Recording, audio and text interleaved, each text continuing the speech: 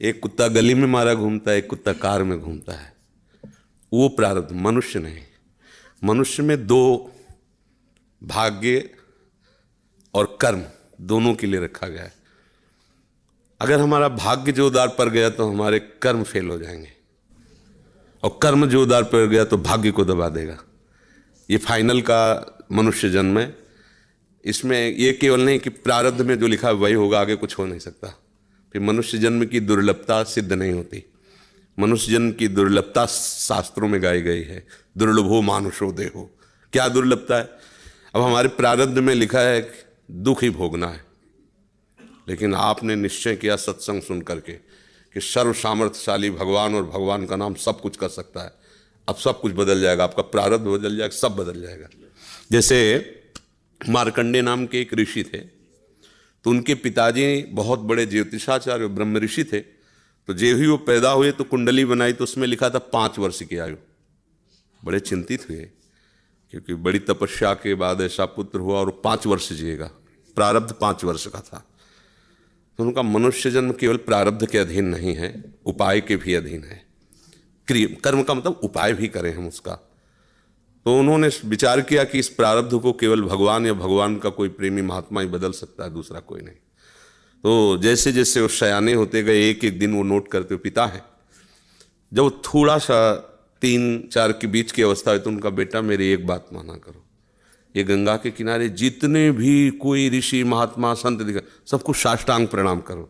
अब वो बालक थे, अब संतों को प्रणाम करने की उन्होंने, क्योंकि जानते थे कि संतों की कृपा दृष्टि पड़ जाए तो प्रारब्ध का नाश हो सकता है।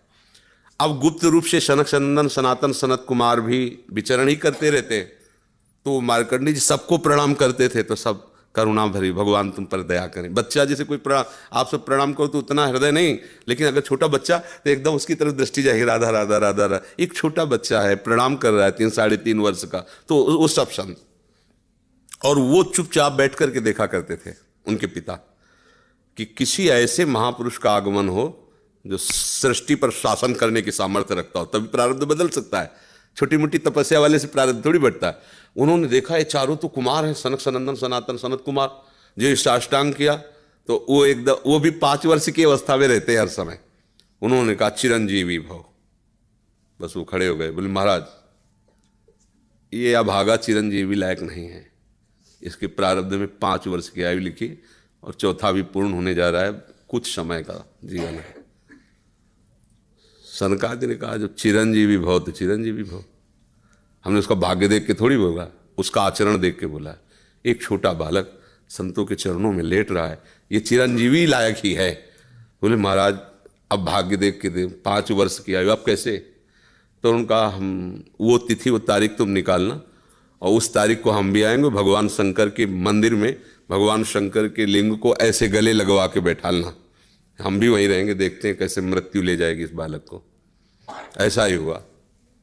अब संतों के बताए हुए मार्ग पर चलने वाले का मंगल ही होता है। तो वैसे चारों कुमार वहाँ विराजमान गुप्त रूप से, धर्मराज पधारे यमराज के रूप में नहीं, धर्मराज के रूप में, क्योंकि पर वो ये दृश्य देखकर घबरा गए।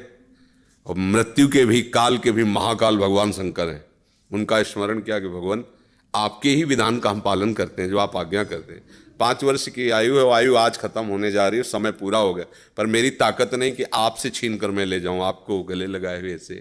तो प्रभु आप प्रकट होइए और बताइए कि हम आपके कानून का आप कैसे पालन करें। अगर हम अभद्रता करते हैं तो आपकी मर्यादा जाती है, और अगर मैं अपने आपके कानून का पालन नहीं करते तो धर्म का नाश होता है। तो भगवान शंकर प्रकट हुए और उन्होंने कहा कि तुम्हें कोई परेशानी की बात नहीं, 5 वर्ष की आयु है ना, मेरी आयु के 5 वर्ष इसको जोड़ लीजिए।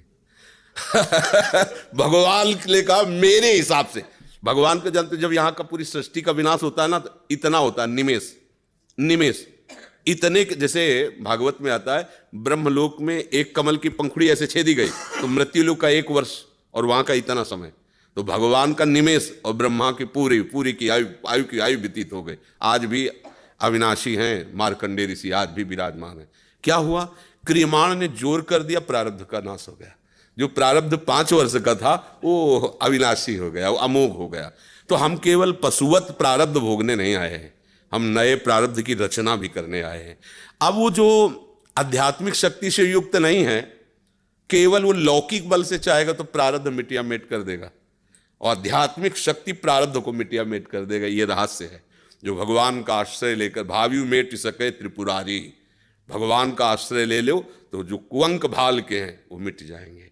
हमारा प्रारब्ध इतना जोर, जैसे प्रारब्ध है किडनी फेल, ये पूर्व प्रारब्ध है। माँ के गर्भ से इस रोग की रचना हुई, जान तो पाए 35 वर्ष की अवस्था में, 20 वर्ष बाबा जी बनने के बाद।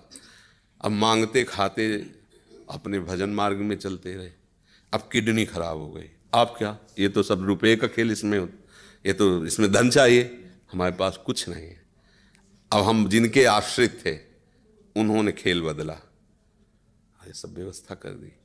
ये हमारे प्रारब्ध में नहीं था, प्रारब्ध में तो दुर्गति थी, दोनों किडनी फेल हैं, लेकिन आश्रय जिनका लिए उन्होंने चैप्टर बदल दिया। अब देखो किडनी खराब, 2 बजे से दिनचर्या चल रही, 2 बजे रात से। ये किडनी वाले पेशेंट की दिनचर्या होती है क्या 2 बजे रात से? तो ये है इनके चरणों का बल, और ये हमारा बल।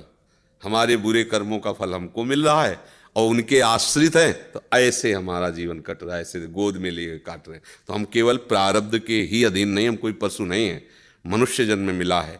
हम नया कर्म करें ऐसा कि हमारे प्रारब्ध, बुरे प्रारब्ध का नाश हो जाए। हम ऐसे भगवान का आश्रय लेकर भजन करें कि हमारा, अच्छा भगवान सब कुछ है।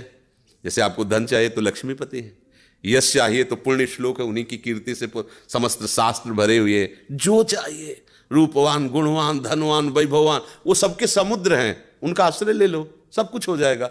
अब अगर केवल धन पर लक्ष्य रखोगे, वो भगवान का आश्रय नहीं लिया, तो बुरे कर्मों से भी तुम नहीं बच पाओगे। अब उपाय ये करना चाहिए कि हमारे नए कर्म ऐसे बलवान होने चाहिए कि जो बुराइयां हमसे पीछे हुई वो हमें परास्त न कर पाए। अगर हम यश चाहने की कोशिश करें तो भगवान का नाम कीर्तन करें, गुण और संयम से रहें, सबको सुख पहुंचाएं, अपने आप यश होगा। और अपने यश के लिए हम दंभ पाखंड करें तो बाद में ऐसी कालिक पोतेगी कि ना लोक के रह जाओगे ना परलोक के रह जाओगे। तो हमें यश चाहिए, धन चाहिए, सुख चाहिए, तो एकमात्र भगवान का सहारा लेकर हम भागवतिक आध्यात्मिक कर्म ऐसे करें जिससे सबका मंगल हो जाए, सबको सुख प्राप्त हो जाए। जैसे हमें अच्छा भोजन चाहिए तो दूसरे की थाली से छीने नहीं, अपनी थाली का दूसरे को पवा दे। अब तुम्हारे लिए जो व्यवस्था होगी बड़ी हाई क्लास की होगी, क्योंकि वो सरकारी होगी। वो देख रहा है ना, तुम दूसरों के लिए अपने सुख का त्याग कर रहे हो, तो तुम्हें कभी दुखी देख ही नहीं सकता। दुख उसको मिलता है जो अपने सुख के लिए दूसरों को दुख देता है, दूसरे के सुख का नाश करता है, फिर मालिक उसके सुख का नाश कर देता है। और ये सबको बात लगभग पता है कि किसी को भी दुख देने से तुम्हें सुख नहीं मिल सकता, पर कोई चूकता नहीं अवसर आने पर दूसरे के दुख को दे करके, और वो सुख भोगना चाहता है, इसलिए वो दुखी रहता है। अगर चतुरता आ जाए, विवेक आ जाए, और विवेक पूर्वक को अपने कर्म को संभाल ले, तो बुरा प्रारब्ध भी टल जाएगा, मंगल ही मंगल, आनंद ही आनंद रहेगा। ये भगवान का आश्रय ले।